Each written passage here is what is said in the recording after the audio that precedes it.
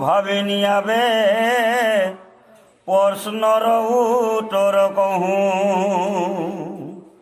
ভক্তি পুনু বহুবিধ নয় কিন্তু পুৰুষৰ ফল সংকল্পৰ অনুসাৰে ভক্তি নানা মতে ভেদ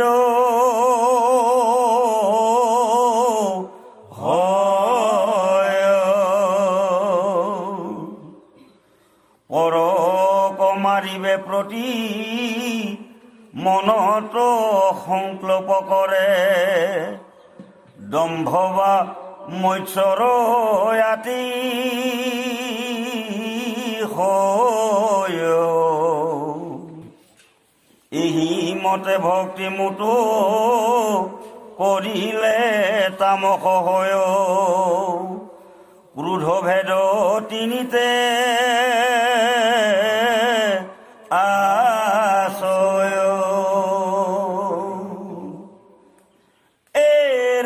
এৰাম বিষয়ত কৰি আশা যশোবা অচৰ্য চাৱে প্ৰতিমাত মুহুক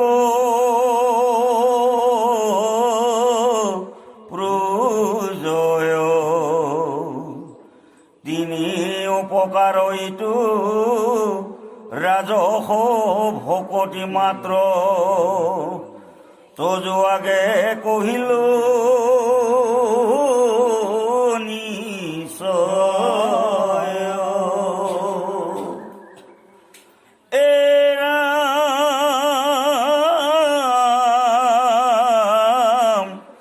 পাপ মোর হৌক নাশ ভগবন্ত হৌক বিধি নুহিও বৈশেকে বিধি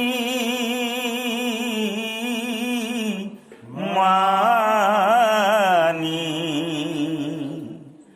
ই তিনি প্রকার ভক্তি করিলে খাটিক বুলি নিশ্চে মই কহিলো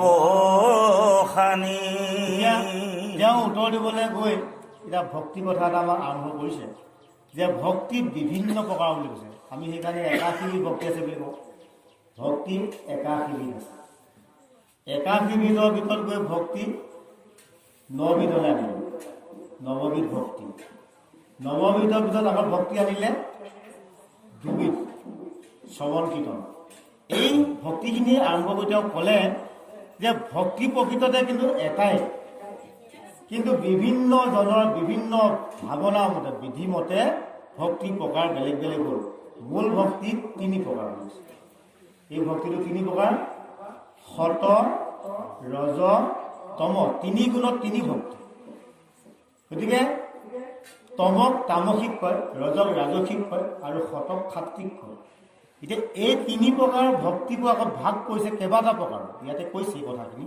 আমি সহজভাৱে আপোনালোকক আগবঢ়াইছোঁ যে তামসিক বুলি ক'লে কি হ'ল যিবিলাক লোকে আনৰ নিজৰ স্বাৰ্থৰ কাৰণে আনৰ প্ৰাণ নাশৰ কাৰণে প্ৰয়াস কৰি যিটো ভক্তি কৰে তাক কোৱা হৈছে প্ৰাকৃত তামসিক ভক্তি তামসিকৰ তিনিটা ভিতৰত এটা হ'ল সেইটো দুই নম্বৰত কৈছে যে মানে দম্ভ অহংকাৰে যিটো ভক্তি কৰে সেইটোক কোৱা হৈছে মধ্যম তামসিক ভক্তি আকৌ নিমৎসকাৰ মানে মৎস্যকাৰ আৰু নিমৎসকাৰ অহংকাৰ মৎস্য মানে মাছ এই মাছটোক কিন্তু মানে অহংকাৰ কৰা নিমৎসকাৰে মানে অহংকাৰ শূন্যভাৱে কৰা ভক্তিটোক কিন্তু আপোনাক কৈছে উত্তম তামসিক ভক্তি যিটো বলিৰ ক্ষেত্ৰত প্ৰযোজ্য হৈছে ঠিক তেনেকৈ ৰাজসিক ভক্তি ৰজ মানে ৰাজসিক ভক্তিৰ তিনিটা গুণ আছে যে ভোগ লালসাৰ কাৰণে ঐশ্বৰ্য বিভূতি ভোগ লালসাৰ কাৰণে যিয়ে ভক্তি কৰে সেইটো কৈছে প্ৰাকৃত ৰাজসিক ভক্তি আকৌ ঐশ্বৰ্য বিভূতি কামনা বাসনা কৰি যি ভক্তি কৰে তাক কোৱা হৈছে মধ্যম ৰাজসিক ভক্তি। আকৌ বিভূতি কামনা কৰি যিয়ে ভক্তি কৰে তাক কৈছে উত্তম ৰাজসিক ভক্তি। এইটো 2। তদ্ৰূপ সাত্বিকৰ 3টা গুণ কৈছে।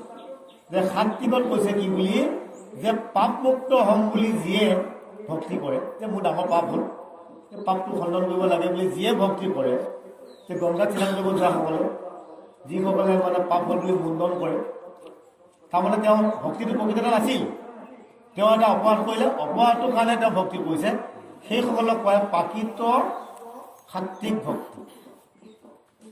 আৰু যিসকলে যে মই যদি ঈশ্বৰ সেৱা প্ৰাৰ্থনা নকৰোঁ তেতিয়াহ'লে মোৰ পাপ লাগিব, গতিকে মই ঈশ্বৰ সেৱা প্ৰাৰ্থনা কৰিবই লাগিব বুলি ঈশ্বৰৰ সন্তুষ্টিৰ কাৰণে যিসকলে সদায় ভক্তি কৰে সেইটো কোৱা হৈছে মধ্যম সাত্বিক ভক্তি। আকৌ যিসকলে যে ঈশ্বৰৰ সেৱা কৰাটো মোৰ কৰ্তব্য, মোৰ দায়িত্ব, এই ভাৱনাই যিসকলে ভগৱন্তক ভক্তি কৰে সেই ভক্তিটোকে কোৱা হৈছে উত্তম সাত্বিক ভক্তি। তাৰমানে ভগৱন্তক সেৱা কৰিবৰ কাৰণে, ভগৱন্তক ভাল পাবৰ কাৰণে সেৱা কৰিব নালাগে। মোৰ দায়িত্ব যে ভগৱন্তক সেৱা ভক্তি কৰাটো মোৰ দায়িত্ব বুলি যিসকলে কয় সেইটোকে কোৱা হৈছে উত্তম সাত্বিক ভক্তি। গতিকে এই 3টা ভক্তিকে প্ৰত্যেককে 3 ভাগে কৰিলে এই 9 ভাগ হ'ল। আৰু এইসকলৰ প্ৰত্যেকৰে 3টা ভাগ আছে। এই সমস্ত মিলাই 81টা ভক্তি আছে। এই কথাখিনিকে ইয়াত ক'লে যে এই 3 প্ৰকাৰৰ, 3 প্ৰকাৰৰ ভক্তি কৰিলে সাত্বিক বুলি নিশ্চয় মই পঢ়িলোঁ। ওপৰৰ পৰা কথাখিনি আমাক সুন্দৰকৈ কৈছে। পৰক মাৰিবে প্ৰতি মনত সংকল্প কৰে দম্ভ বা মৎসৰ অতিশয়। সেই যিটো আমি কৰোঁ, পৰক মাৰিব লাগে, সি মোক ইমান অন্যায় কৰি থাকে, প্ৰভুৰ ওচৰতে চাকি বন্তি এগছ দিওঁ, এই প্ৰভু তুমি মোক কিবা কৰিবা, তাৰ ব্যৱস্থাটো তুমিয়ে ল'বা। এই ভক্তিটো কিন্তু কি কাৰণে কৰিলোঁ, সেইজনৰ অনিষ্ট চিন্তা কৰিছে। আপুনি প্ৰকৃততে ভক্তি কৰিবলৈ যোৱা নাছিল, বন্তি গছ কাৰ কাৰণে জ্বলাইছে, সেইজনৰ বিচাৰ তুমিয়ে কৰিবা, তেওঁক এতিয়া বিচাৰ বুলি পাতি দিলে আপুনি। সেই ভক্তিটো কথা কৈছে যে আনৰ পৰক মাৰিবে প্ৰতি মনত সংকল্প কৰে। আকৌ দম্ভ অহংকাৰে ভক্তি কৰে। তোক লাগে লৈ যা, যাৰ টকা পইচা আছে আপুনি যাবচোন, যাবলৈ সময় নাই আপোনাৰ অনুষ্ঠানলৈ, কি টকা লাগে, কিমান লাগে, লৈ যা। ভক্তি এটা আছে, কাৰণ আমি ভাল পাওঁ যে তেওঁ যি আমাক ইমান দিলে দেই, সেই তেওঁ আচলতে নাহেও নকৰেও, যা লৈ যা। এই ধৰণকে ভক্তিখিনি ভাগ কৰিছে। গতিকে এই 3 প্ৰকাৰৰ ভক্তি কথা আমাক মানে কপিল প্ৰভুৱে প্ৰথমে আৰম্ভ কৰিছে। পাপমূৰ শোকনাশ ভগৱন্ত শোকপ্ৰীতি নুহি অৱশ্যকে বিধি মানি, এই 3 প্ৰকাৰৰ ভক্তি কৰিলে সাত্বিক বুলি নিশ্চয় মই পঢ়িলোঁ ভগৱান। গতিকে এই কথাখিনি তেনেকৈ আমাক আগবঢ়াইছে কৃষ্ণ। অৰাম প্ৰতিমা পূজন আৰু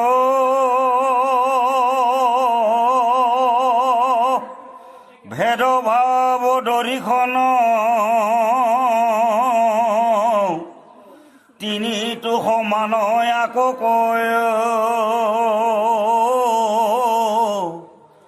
উত্তম মধ্যম কমে তামসাদি ভক্তি মাজে 3 মতে ভেদ হয়। এৰাম একো বিধি নৱ নৱ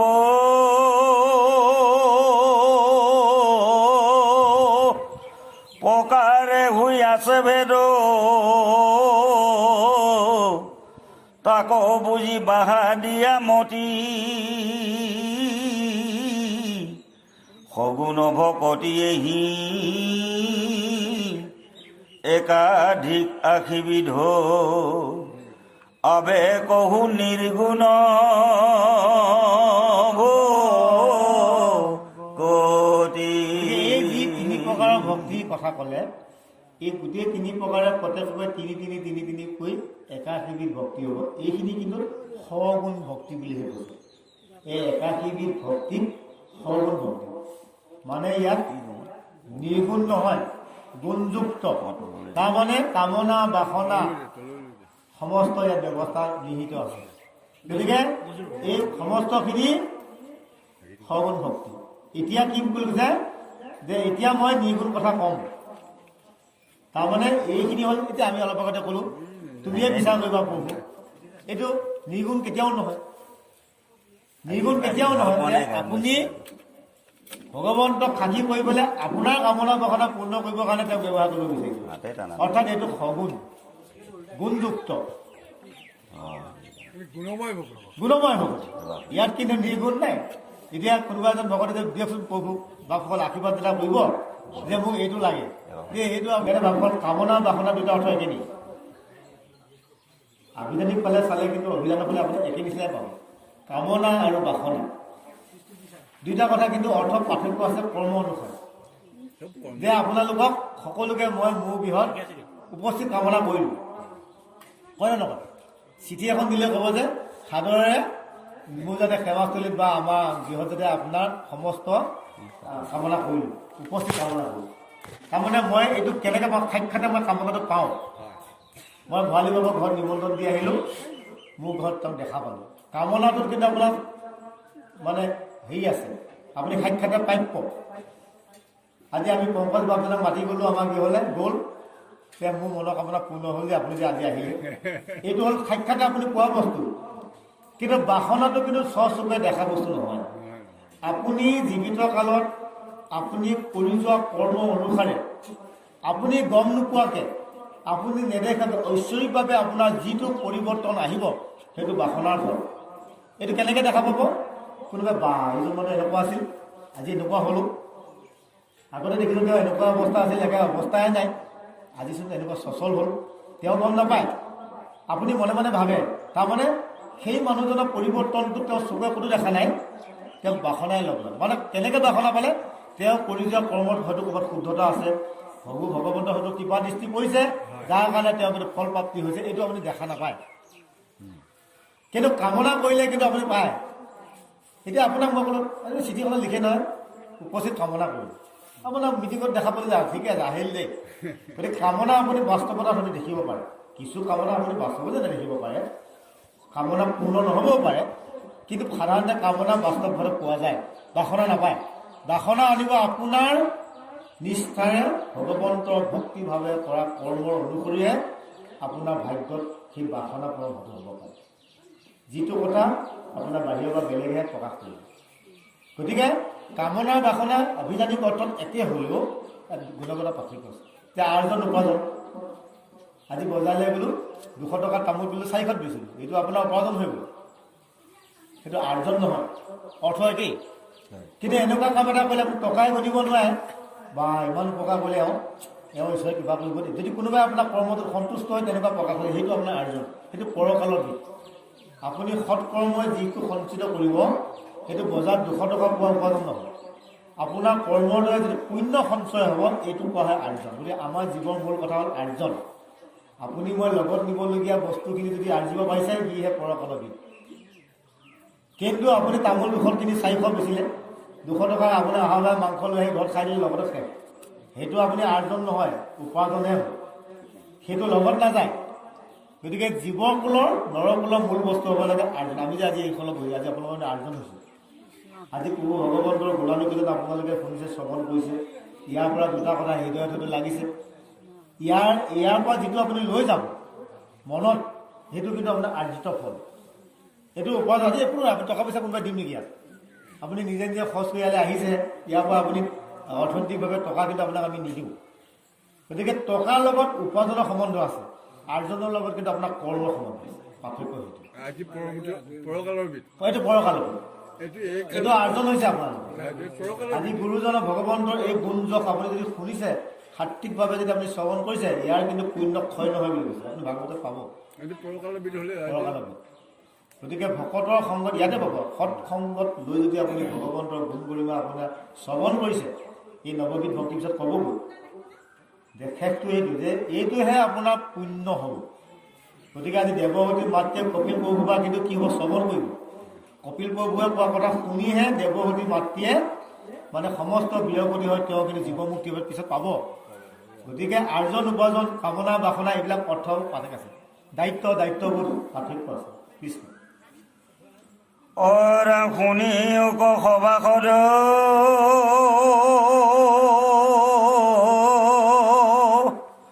তৃতীয় স্কন্ধৰ পদ বুজি ওক ভক্তিৰ নিৰ্ণয় সগুণ ভকতি যত কৰি তাঙ্ক পৰিহাৰ নিৰ্গুণক কৰি ইয়াৰ সয় দেখা কেনে কৃপা কৰি আপুনি কহন্ত হৰি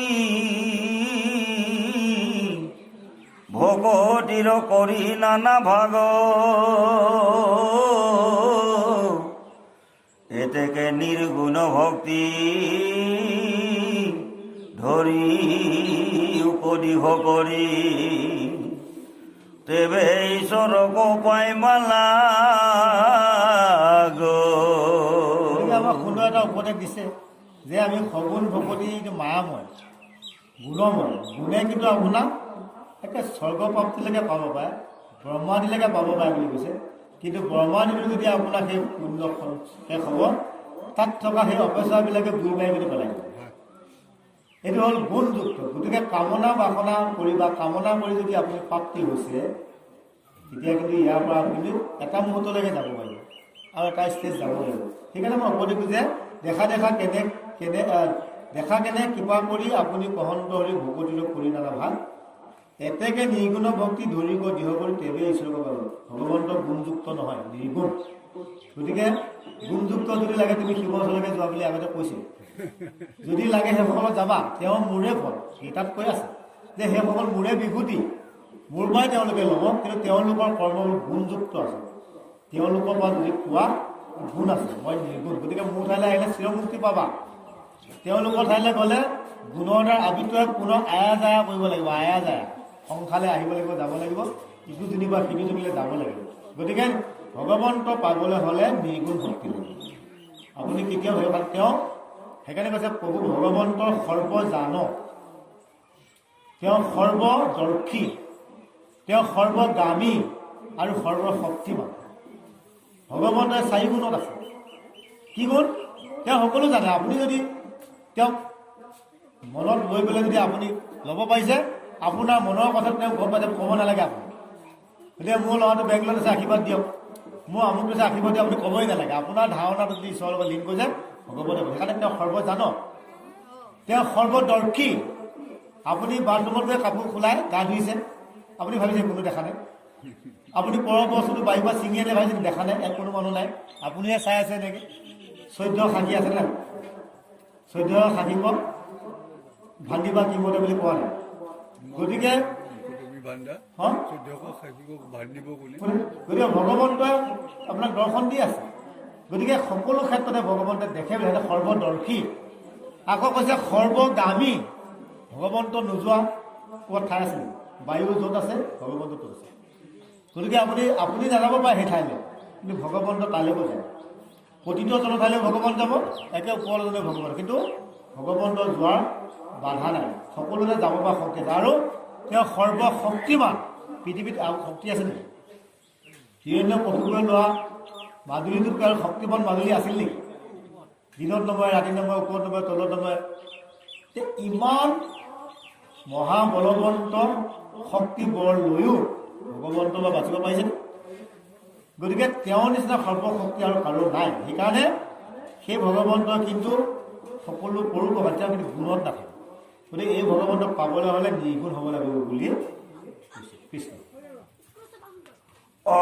ৰাম নমো নমো দীনবন্ধু কৃষ্ণদেব কৃপা সিন্ধু তজু পাৱে পখিলো শৰণ গুণময়ী ভক্তিচয়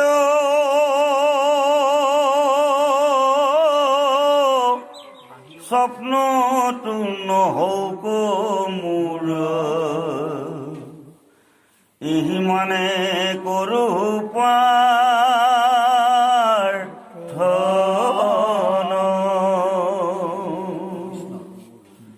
এ ৰাম কিন্তু তজু পদনতি অপ্ৰেমৰতি ৰৌকমূৰ নৌক আনকাম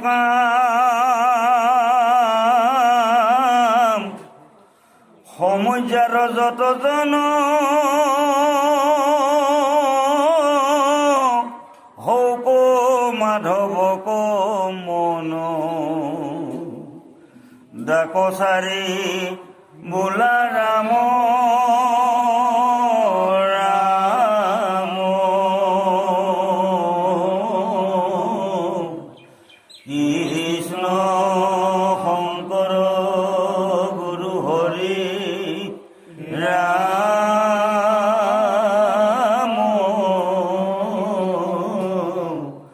হৰি ৰাম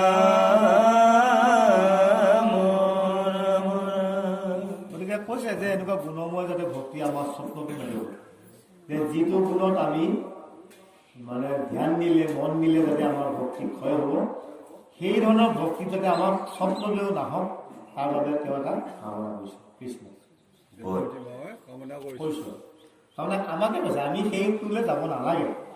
যিটো ভক্তিত যুক্ত হ'লে আমাৰ ভক্তি আচলতে মুক্তি নহ'ব, বন্ধনতে আমি পৰিম। গতিকে তেনেকুৱা গুণময় ভক্তি আমাক যাতে স্বপ্নটো নেদেখে। ৰাম বদতি কপিল হৰি শুনাম হতি একবিধ মাত্ৰ পুনু নিৰ্গুণ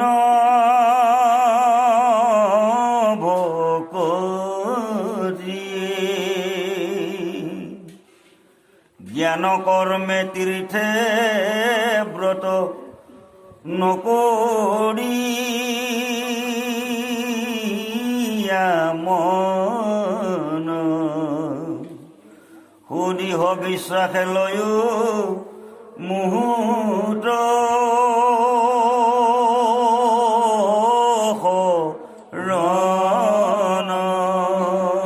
কপিল প্ৰভুৱে কিন্তু মাকক এই কথাষাৰ ক'লে যে জ্ঞান কৰ্ম তীৰ্থগতে তুমি মন নকৰিবা, ইয়াৰ দ্বাৰা কিন্তু তোমাৰ গুণহে হ'ব। গুণটো গতিকে কেৱল কি কৰিব লাগে, সুদৃঢ় বিশ্বাসে মোক শৰণ লোৱা, এইটোৱে হৈছে আমাৰ প্ৰধান কথা। আপুনি মই আঁতৰত কৰিলে ভগৱন্তক বিচাৰোঁ, আঁতৰত নকৰিলে আমি কিন্তু তেওঁক পাহৰি যাওঁ। গতিকে ভগৱন্তক কেৱল কি হ'ব লাগিব, বিশ্বাস লাগিব। ভগৱন্ত ভক্তিযুক্ত পুৰুষৰ আত্মবোধ মাধৱৰ প্ৰসাদে মিলয়। গতিকে ভগৱন্ত ভক্তিযুক্ত আমাক কি বুজাইছে, হৃদয়ত আপুনি কিন্তু ভগৱন্তক যুক্ত কৰিব পাৰিব। ভগৱন্তৰ গুণ মহিমাৰ এই বোধটো আপোনাৰ হৃদয়ত জাগিত হ'ব লাগিব। যেতিয়াই জাগিত হ'ব প্ৰভু ভগৱন্তে কৃপা কৰিব। যদি আপুনি সেই ভাৱটো বিশ্বাসৰে নলয়, তেতিয়াহ'লে কিন্তু আপোনাৰ কেতিয়াও সেই সপ্ৰেম ভক্তিটো কিন্তু নাহিব। ফটককৈ আপোনাৰ ৰৈ গ'ল, আপোনালোকৰ মনত কৰি গৈছে, খুৱাই দিব ফটককৈ ৰৈ গৈছে। গতিকে মোক তুমি বিশ্বাসে ল'ব, দৃঢ় বিশ্বাসে লৈ যদি মোকে সমস্ত বুলি অৰ্পণ কৰা, তেতিয়াহ'লে এইবোৰ যাব নালাগে। হৰি হেন ইটো শব্দ দুটা শব্দ যাৰ জীৱাকে থাকে কাশী গয়া যাবহে নালাগে বুলি গুৰুজনাই তেনেকৈ কৈছে। যদি আপুনি হৰি কৃষ্ণ এই কেইটা বাক্য যদি আপোনাৰ অনগল আপোনাৰ হৃদয় জিভাগলৈ থাকে যাৰ, তেতিয়া আপুনি কিন্তু সেই কাশী গয়া যাব নালাগে বুলি কৈছে। গতিকে কাশী গয়া বৃন্দাবন আপুনি দৰ্শনহে পাব।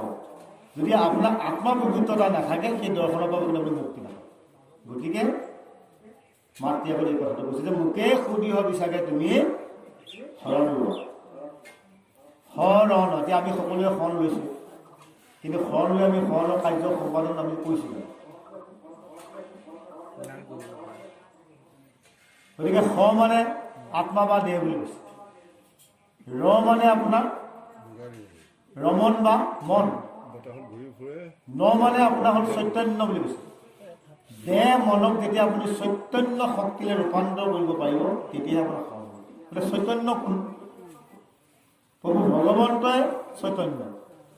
আমি কেনেকৈ ব্ৰহ্মা আদি কৰি জীৱ জগত ৰাম ৰাম ৰাম ৰাম ব্ৰহ্মা ভূত আদি কৰি যিমান জীৱ আছে সকলো কি বুলি কৈছে মায়া সজাত পৰি আছোঁ তুমি সেই চৈতন্য বুলি আমি কৈছিলে গতিকে প্ৰভু ভগৱন্তৰ চৈতন্য শক্তিলে যদি মন আৰু আত্মাক আপুনি প্ৰবাহমান কৰাব পাৰে তেতিয়াহে কিন্তু সৰল হ'ব এতিয়া বহু লোকে মানে হয় হয় এক ঈশ্বৰকে কথাবোৰ কৈ থাকে সেইকাৰণে মাধৱ গুৰুজনাই কৈছে বচনে কেৱলে মত হৰিত শৰণলৈ চিত্তে আন দেৱ ক'ব তেওঁ বচনতে হয় হয় মানে কিন্তু মনত তেওঁ বিভিন্ন দেৱ দেৱতাৰ কথা ভাবে তেতিয়া কিন্তু আপোনাৰ সেই শৰণটো নহ'ব কেৱল শুদ্ধ বিচাৰে আপুনি তেওঁকে আপুনি সমস্ত শক্তি লওক দুখে সুখে বান্ধি লওক দেখিবলৈ কিন্তু আপুনি এই ভৱ কিন্তু তৰণৰ উপায় কিন্তু আপুনি পাব কৃষ্ণ অৰা মোৰ গুণ গণ গছ বনে তেতিখন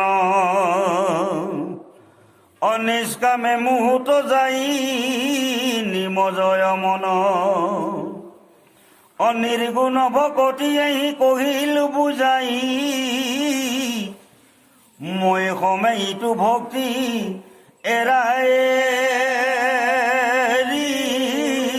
নাই কাৰ লগত নেৰো বুলি কৈছে নিৰ্গুণ ভক্তি অৰ্থাৎ যিয়ে মোক দৃঢ়ভাৱে ল'লে আৰু সেই সকলক যে মোৰ গুণ গণক শ্ৰৱণে তেতিখনে যদি মোৰ গুণ জবিলাকে শুদ্ধভাৱে সাত্বিকভাৱে শ্ৰৱণ কৰি শুনে আৰু মোকে অৰ্পণ কৰে তেনেকুৱা নিৰ্গুণ ভকতি যিসকলে থাকিব তেওঁলোকৰ লগত মোৰ এৰাৰেই নাই নিৰ্গুণৰ ভকতি আহি কৈলো বুজাই মই সময় এইটো ভক্তি এৰাই নাই গতিকে নিৰ্গুণ ভক্তি অৰ্থাৎ নিজৰ কামনা বাসনাৰ কাৰণে চিন্তা কৰাৰ প্ৰয়োজন নাই যিটো হ'ব ঈশ্বৰে কৰিব যিটো দিব ঈশ্বৰে দিব সমস্ত ঈশ্বৰে সমস্ত বিষ্ণু মূৰ্তি সকলো হৃদয়তে বিষ্ণু থাকে বুলি ভাবি উৰণবৰ গজল চাৰিমূৰ্তি পানীৰ বাবে সমদৃষ্টিয়ে চাই যিসকলে জীৱন যাপন কৰিব পাৰিছে সেইসকলৰ লগত মই এৰাৰেই নাই কেতিয়াও নাই সেইকাৰণে ভগৱন্তে কৈছে যে মোক নিন্দা কৰিলে মই দুখ নাপাওঁ কিন্তু ভকতৰ নিন্দা মই কেতিয়াও সহ্য নকৰোঁ ভাগৱতত বহুত উদাহৰণ দিছে ভকতক নিন্দা কৰাৰ কাৰণে বিভিন্ন ধৰণৰ শাস্তি খোৱা বহুত ভকতীয়ে ভাগৱতত উদাহৰণ দিছে গতিকে যিজন ভকতে মোকে গলাত বান্ধি ল'লে সেইজনৰ লগত মই কেতিয়াও এৰাই দিওঁ গতিকে আমাক সেইটো নিৰ্দেশ দিছে গতিকে আপোনাৰ মোৰ শুদ্ধ স্বাৰ্থৰ কাৰণে যদি আমি দেৱ দেৱতাৰ ওচৰত ঘূৰি ফুৰোঁ তেওঁলোকে শুদ্ধ ফলে দিব আপুনি মহাজনৰ ঘৰলৈ যাব লাগে গৈ বাটতে সুবিধাটো পালে এতিয়া মহাজনক আপুনি নিবিচাৰিলে কাৰণ মহাজনৰ ঘৰ চকীদাও আপোনাৰ কম ষ্টেণ্ডাৰ্ড নাথাকে কাৰণ চকীদা খুলিয়ে মহাজনক পাব গতিকে ক'লে যাম বোলে মালিক হে নহ'ব কি লাগে কম মই দিম গতিকে আপোনাক কিবা এটা দিব কিন্তু সেইটো মহাজনে পোৱা নিচিনা দিব নোৱাৰে কিন্তু মহাজন সন্তুষ্ট হয় আপোনাক যিমান দিলেহেঁতেন এই বাটত ৰখীয়াতে ইমান দিব নোৱাৰে কিন্তু কিবা এটা দিব কাৰণ তাৰো ক্ষমতা এটা আছে নহয় গতিকে আমাৰ ব্যৱস্থাটো কেনেকুৱা গতিকে কৈছে যে মানে দেৱদেৱী পুঁজিক হয় কোৱাতকৈ ভাগৱতত কৈছে যে মহাজনৰ ঘৰত বোলে কাম কৰাকৈ থাকিলেও লাভ হয় বুলি কৈছে মহাজনে যদি প্ৰাপ্তি দিয়ে এইসকলৰ নহয় বুলি শাস্ত্ৰত কৈছে কেতিয়াবা ওলাব গতিকে আমাক এই বাটসকল আমাক কপিল প্ৰভুৱে মাতৃক কোৱাৰ স্বৰেৰে আমাৰ সমস্ত জীৱকুলৰ মুক্তিৰ কাৰণে কৈছে হেৰা নৰসকল তোমালোকে সমস্ত ত্যাগ কৰি মোকেই শৰণ লোৱা সমস্ত শক্তিধৰ ময়েই এইটোকে আহ্বান কৰিছে কৃষ্ণ অৰম যেন গংগা জল সমুদ্ৰতে পৰি যায় নিৰ্গুণ ভকতি আহি কহিলো বুজাই মোৰ ভক্ত হব পুনু নিষ্কাম হৈ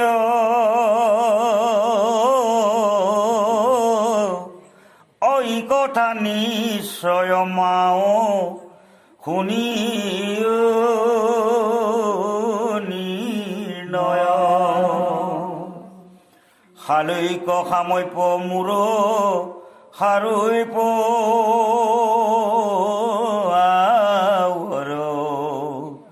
সাজুৰ্য সহিতে মুখ্য পাঞ্চৰু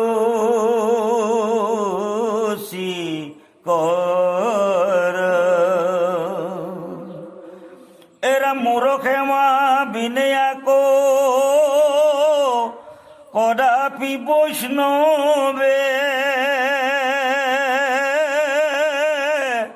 অমৈ যাচি দেওঁ যদি তথাপি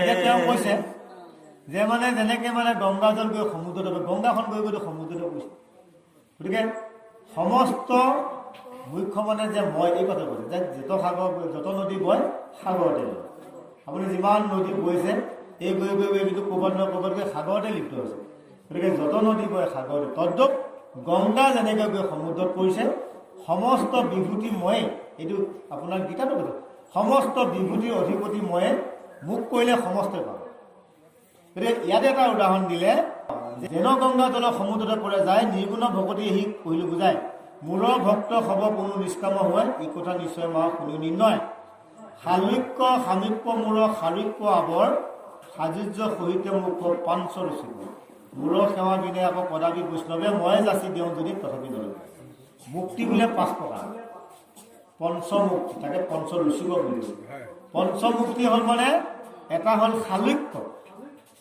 এটা হ'ল সামীপ্য এটা হ'ল সাৰূপ্য এটা হ'ল সাজুৰ্য এটা মুখ্য বা নিৰ্বাণ এতিয়া এই শালুক্য মানে লোক ঠাই যে এনেকুৱা আছে যে মোৰ নিচিনা সমান ঠাই নোপোৱাহে শালুক্য এই যে ধ্ৰুৱ গতি পাইছে আপোনাৰ বৈকুণ্ঠগামী যিবিলাক হৈছে এতিয়া যে আপোনাৰ বৈকুণ্ঠ 14জন পাৰিষদ আছে থাকে নাই তেওঁলোকেতো বৈকুণ্ঠতে আছে থকা নাই জানো গতিকে মোৰ নিচিনা বৈকুণ্ঠৰ নিচিনা সম বৈকুণ্ঠবিলাকক কয় শালুক্য আকৌ কৈছে সামীপ্য মোৰ ওচৰত সামীপ্য সমীপ মানে গতিকে মোৰ ওচৰত বসবাস কৰিব পৰা সুবিধা বহুত ভকতে পায় মোৰ সমান শালুক্যত বাস কৰিব পৰা বহু ভকতে সুবিধা পায় কৰ্ম অনুসাৰী আৰু কিছুমানে মোৰ সমান ৰূপ পায় এতিয়া আপুনি চাওকচোন গ্ৰাহক গজেন্দ্ৰৰ কথা যদি কয় যে তেওঁ চতুৰ্ভুজ মূৰ্তি ৰূপ পায় তেওঁ বৈকুণ্ঠলৈ গুচি গ'ল সেইটো সাৰূপ্য আকৌ কৈছে সাজুৰ্য মানে প্ৰভু ভগৱন্তৰ ঐশ্বৰ্য বিভূতিৰ সমান কোনে পাইছিলে বিপ্ৰ দামোদৰে যেতিয়া কৃষ্ণ ওচৰলৈ গ'ল চাউল 3 মুঠি খাই দিওঁতে আপুনি কীৰ্তনত পাইছে যে খাই তেওঁ একো বিচৰা নাছিল তেওঁ কৰ্মৰ জৰিয়তে কি হ'ল ঘৰত আহি নিজৰ গৃহখনে চিনি পোৱা নাই যে দ্বিতীয় বৈকুণ্ঠৰ নিচিনা এটুকুৰ ঠাই তেওঁ পাইছে আৰু মুখ্য যিবিলাকে মুক্তিত নিষ্ক্ৰিয় হৈ সেই ভকত মোৰ অসমত বাবু গুণ মুক্তি পাই আছে ব্ৰহ্মযোগীবিলাক কিন্তু তেওঁ ভকতসকলক এই যাব নিবিচাৰে এই উদাহৰণটো আমাৰ এইকাৰণে দিলে এই 3টা ব্যৱস্থা যিসকলে প্ৰাপ্তি সেইসকলক মই যাচি দিলেও বোলে সেইসকলে নলয় এই কথাটো কৈছে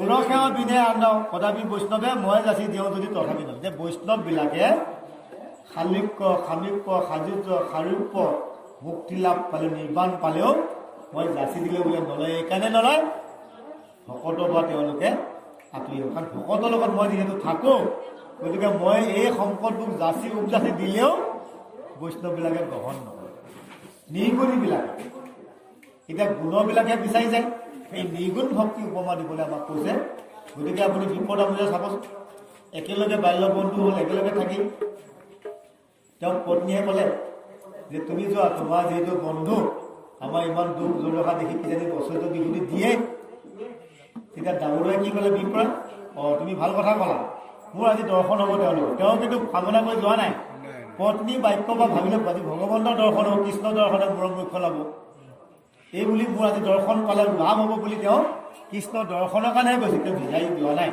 সেইকাৰণে তেওঁ যিখিনি চাউল লৈছে 3 মুঠি চাউল তেওঁ দিবলৈ কুণ্ঠাবোৰ গৈছে ভগৱন্ত অন্তৰ্যামীৰ কাৰণে তেওঁ নিজে খুজি যে 1 মুঠি খোৱাৰ লগে লগে ইয়াত তেওঁ সাজুৰ্য ৰূপ পায় অৰ্থাৎ ভগৱন্তৰ দ্বিতীয় বৈকুণ্ঠৰ নিচিনা তেওঁ হ'ল গতিকে তেওঁ আহ্বান নকৰে কামনা নকৰাকৈ ভগৱন্তৰ কৃপা থকাৰণে পালেনে নাই গতিকে ভগৱন্তৰ প্ৰাপ্তিবিলাক হ'ল নিৰ্গুণী কোনো কামনা নকৰে এই কথাটোকে আমাক তেওঁ ধুনীয়াকৈ উদাহৰণ দিছে যে এই 4 মুক্তি মই যাচি দিলেও মোৰ পৰম বৈষ্ণৱবিলাকে নলয় তাৰমানে কিয় নলয় তেওঁলোকে মোক পাবলৈ বিচাৰে ভকতৰ জৰিয়তে আমি এতিয়া সেই ভগৱন্তক ক'ত পাওঁ যে ভকতৰ লগত যে মই ভকতৰ পাছে পাছে গ'ল বুলি অনুভৱ কৈছে যে ভকতৰ বিনে মোৰ আৰু কিছু আছে মই মহাভকতৰ সৰু পাছে পাছে যে ভকতৰ পিছে পিছে মই ফুৰোঁ গতিকে আজি ইয়াত যে আপোনাৰ মই আছোঁ আপুনি মই দেখা নাই কিন্তু আজি তেওঁ ইয়াত কিন্তু বিদ্যমানে আছে। এই বিশ্বাসটো কিন্তু আপোনাৰো লাগিব, আপোনাৰ মোৰ হৃদয়ত সেইটো কিন্তু জানিব লাগিব যে হয় সাক্ষাৎ ভগৱন্ত ইয়াত আছে। কাৰণ যেতিয়া তেওঁ কলিকাল আৰম্ভণিতে তেওঁ যেতিয়া গুচি গ'ল আৰু সেই ভগৱন্ত এতিয়া কিন্তু নাই। বাংময় মূৰ্তিৰূপে মই থাকিম বুলি উদ্ধৱক কৈছে ভগৱন্ত যে মই ভাগৱতত থাকিম। গতিকে আজি ভাগৱত শ্ৰৱণ হৈছে, কীৰ্তন হৈছে, ইয়াত সাক্ষাতে তেওঁ বাক্য দিছে। গতিকে আমি কিন্তু ভাবোঁ যে তেওঁ সাক্ষাতে ইয়াত আছে, ইয়াত অকণো আমাৰ কিন্তু অবিশ্বাস ভাৱ নাই। এই ধাৰণাটো আপোনাৰ মোৰ আহি জাগিত হয়।